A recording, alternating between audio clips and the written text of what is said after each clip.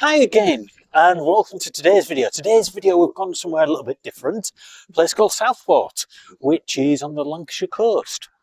Let's go and have a look and see what it's all about.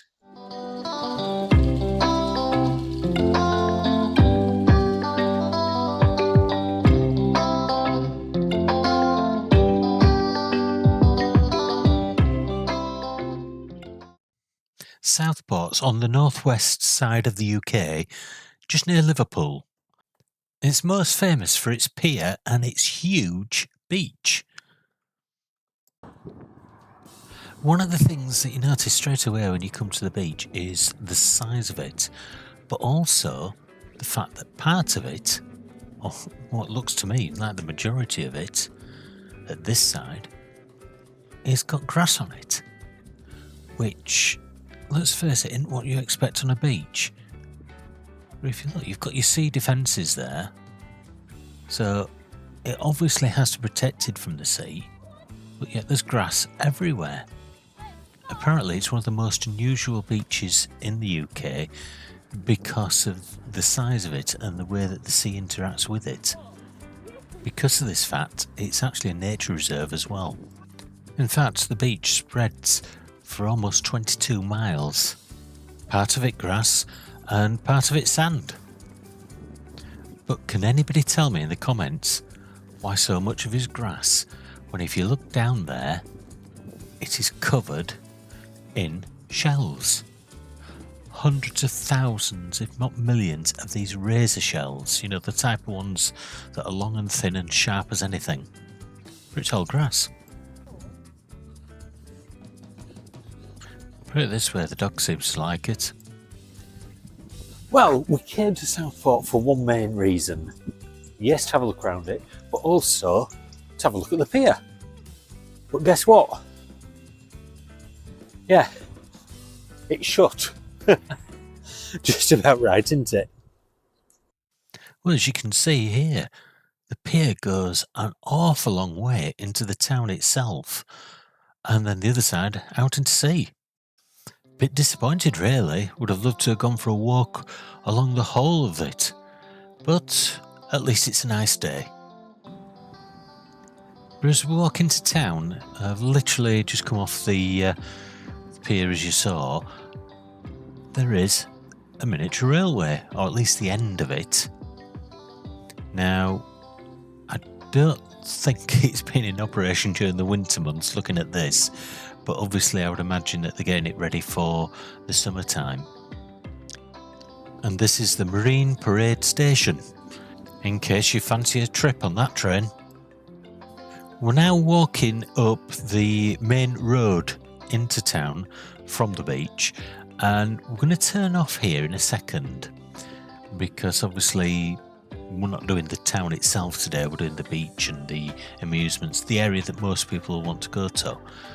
But if you're into skateboarding or BMX or whatever, they've got a nice little park there right next to the train track.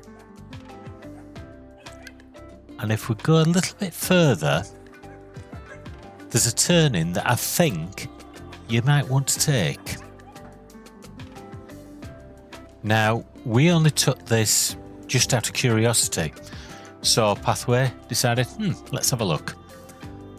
And we are so glad we did. First of all, it does lead to the theme park, the back way into the theme park if you like. But then it leads to the edge of those lakes in the centre of Southport itself. And as you see, it's well worth the little trip.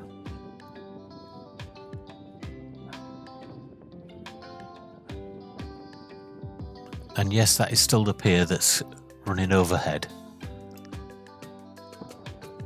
That's right, they're swans. And fairly tame, although they did hiss at our dog a bit.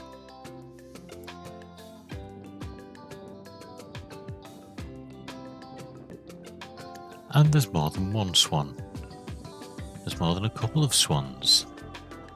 And they all came swimming or paddling up to us.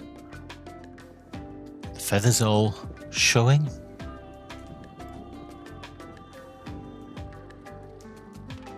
some of them very, very close.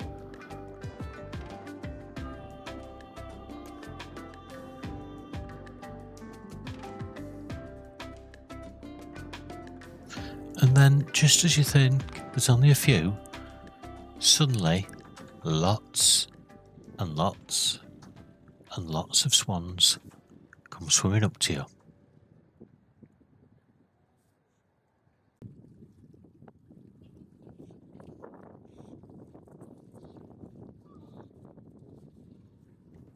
I honestly don't think I've ever seen so many swans together, ever.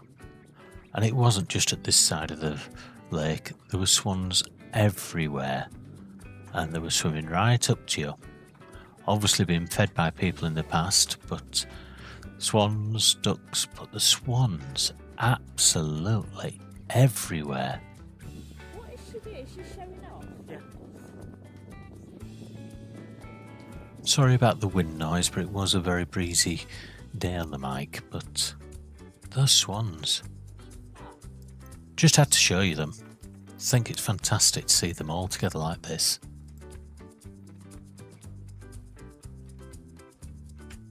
So as we leave the swans behind, I thought it'd be interesting to tell you a few strange facts about Southport itself. Like, for example, legend has it that Louis Napoleon lived on Southport's Lord Street before he rose to power as Napoleon III. According to the legend, he loved the wide boulevard so much he ordered his architect to rebuild the centre of Paris in the same style. That's why sometimes they call it the Paris of the North. Southport's in the area called Sefton, and Aintree Racecourse, which is famous for the Grand National, is just round the corner. But did you know that Red Rum, the only triple winner of the Grand National, was trained on Southport's beach? Southport, as you know, is famous for its pier when people can actually get on it. I shouldn't say that, should I? But did you know it's actually the oldest iron pier in the UK, and it's actually the second longest.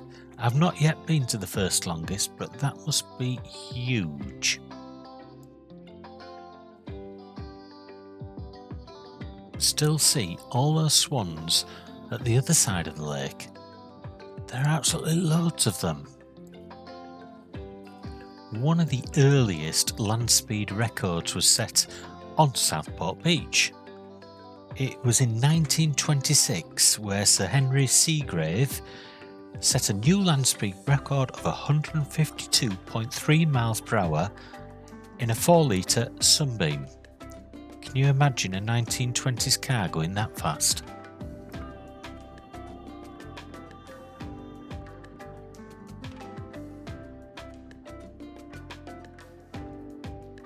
There's a fair few famous names come from Southport. The creator of Dan Dare, Frank Hampson. You've also got the famous actress Miranda Richardson. If you don't know her, look at the Queen out of Blackadder. You've got Mark Armand, a master chef, Marcus Waring, and a top golfer, Tommy Fleetwood. So it's got quite a wide history of stars coming from it. And nature-wise, you've got something fairly unique as well. We've mentioned about the beaches and the sand dunes, but there's also pine woods along the natural coastline. And it has one of the very few remaining colonies of red squirrels at Formby Pine Woods. So if you get a chance to go there, you can see a very rare sight nowadays. And you can see here, the rail tracks run right at the side of this. That'd be a fantastic little ride.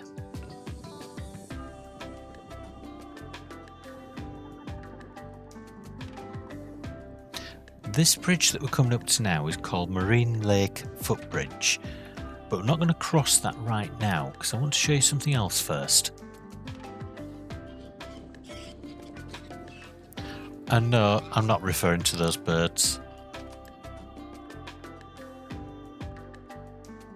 or this one that's got its head well into the water hunting for food or whatever swans like to hunt for. Must have heard me. I'm going to that unusual building at the end.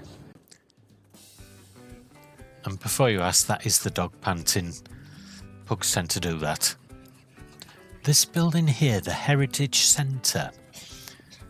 Now, to me, it looks as though at some point it's been some sort of theatre or some sort of history location. It says cafe, gift shop, gallery. But the building looks very sort of 30s, 40s style front entrance. Could be totally wrong. Let me know in the comments what you know about it. So we've turned left from there and we're now, as you can see in the distance, heading towards the theme park. Well, it's not open. They're obviously just doing the repair work and checking everything's in working order. But this is where the train station comes to a halt.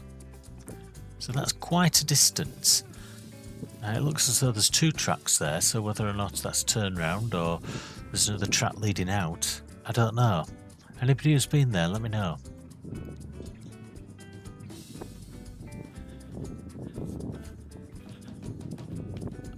And just across from there is the theme park itself.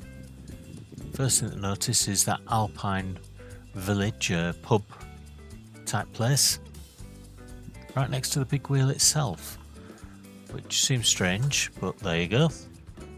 Maybe need a bit of Dutch courage getting on there.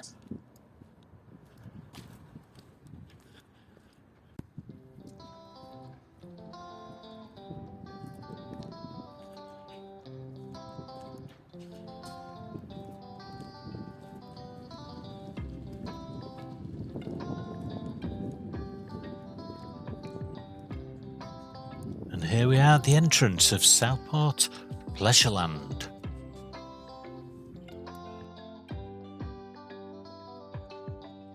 And right opposite, a temperance water fountain. I suppose they're saying no drinking and fun fairs today. I'm going to start from the other end of the theme park because it's a bit easier to see the things that are inside. Bearing in mind it's all closed at the moment. But the first thing I came across was this. Valhalla. Now, I don't know if this is one huge restaurant or one themed party thing or what it is exactly. But it's impressive. But if you walk from there back towards the theme park, you start to see one or two extra things that make it even more interesting, from the roller coaster at the side there, and then at the other side of here you've got your car park.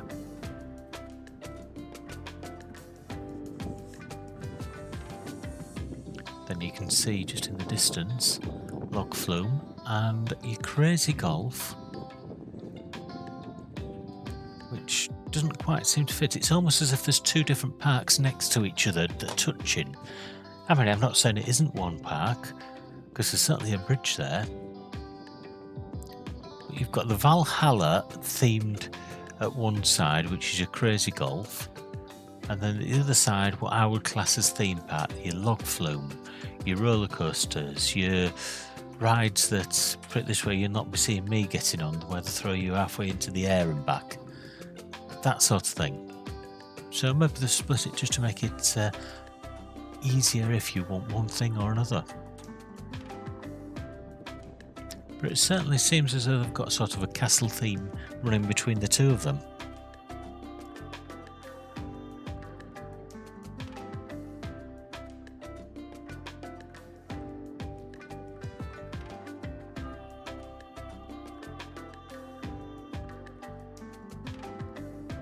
And then we're back to the main entrance to the theme park itself, and you can see the big wheel over there, the Health Skelter, and that's where the railway station is.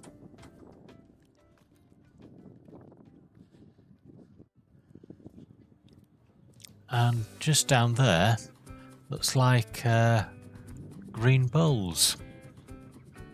Crown bowling.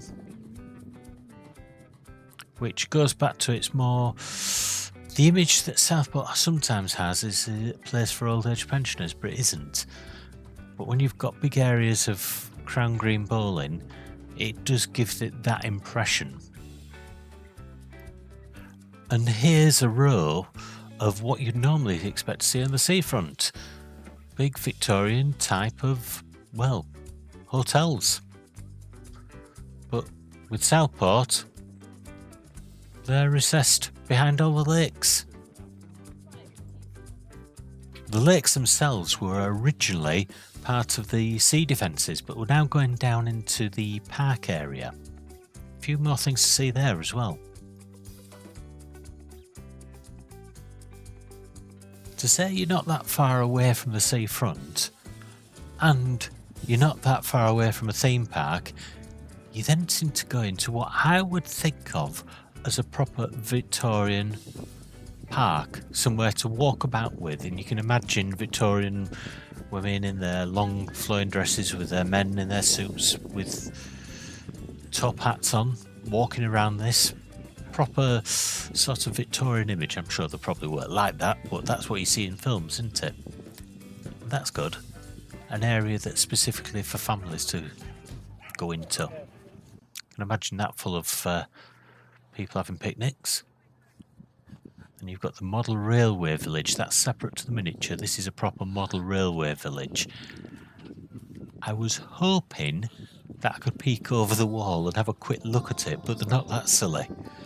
They've made sure the wall is more than high enough so that, without being too obvious, you can't see it. And besides, they'll be getting everything ready for next year, or this year should I say.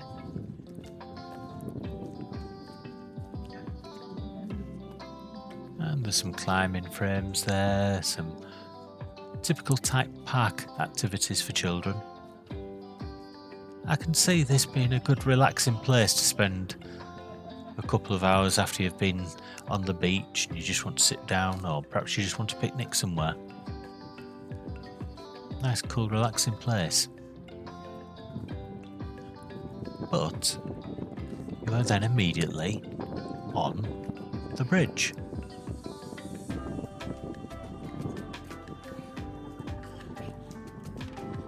Yeah, that's the Marine Lake footbridge that we just touched on briefly before we went to the Heritage Centre.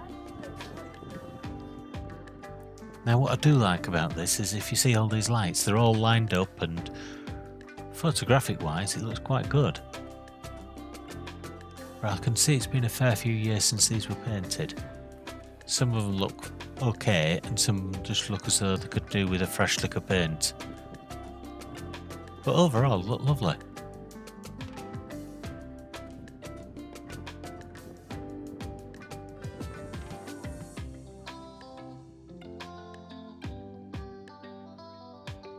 And you can see the Marine Way Bridge, the road bridge, just over there.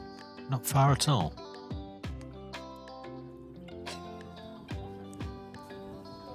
And yes, there's a lot of birds on the little islands that the bridge is set on.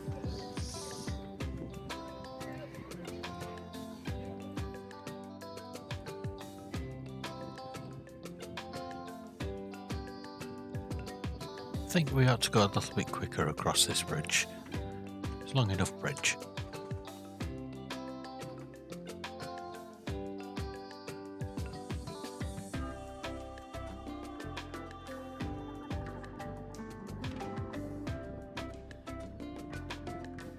That's better. I'm back to the Heritage Centre.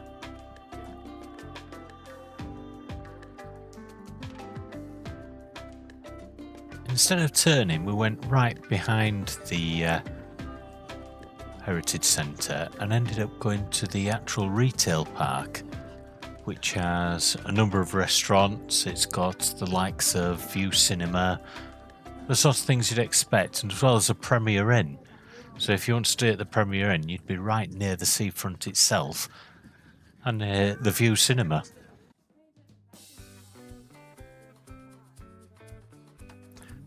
And as we left there, you can see how close everything is, because as soon as we hit the View Cinema, we're walking straight up to the pier itself, which, as I say, it's a very long pier, but going round that circle, theme park, etc., we seem to have hit it back very, very quickly.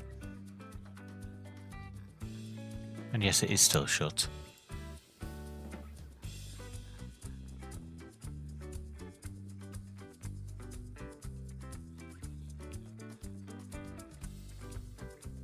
And now I'm going to walk underneath it and head to the other park, retail park, which seems to have a very, very strong theme behind it, as you'll see very, very shortly. So if you look in front of us, we've got KFC, we've got McDonald's, there's a Pizza Hut behind there, and a Starbucks. So, there's a pub there that serves food. Beef eater type place. And what did you think, Southport? Right, okay. So, that was our day at Southport. What did you think to it? Well, I enjoyed it. What a lot did you to like do. best? The swans, definitely. Yeah. I've never seen so many like in one place. And I was a bit disappointed about the pier. Yeah. But if we'd have gone into the centre of the town, there'd have been plenty of shops and whatnot. I know that because it's a fairly big place. Yeah. The theme park being shut, you expect that up until Easter. Yeah. But I could see that they were working on the rides, they were checking if the wheel was working, things like that. So that's obviously getting ready for Easter. Yeah, I reckon that's why they're doing a pier now, because it's obviously quieter now. Yeah, we've Get probably it done, ready. it's probably only closed today, knowing our luck.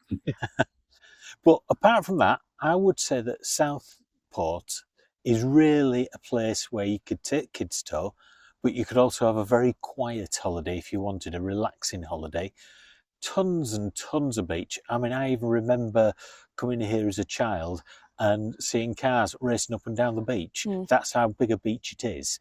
Yeah, it's flat and all, isn't it? Yeah, I couldn't get over the fact that part of it was grassed. Yeah, Because and then you said still the sea came over it. Yeah, the sea should be over that, but it's all grassed. But yeah, but then there's shells in amongst it, so the sea must still come up. Yeah, it seems strange. How? It was strange, but anyway, you know where the subscribe button is, and you know where the next video is. So we'll see you on that. Bye for now. Bye.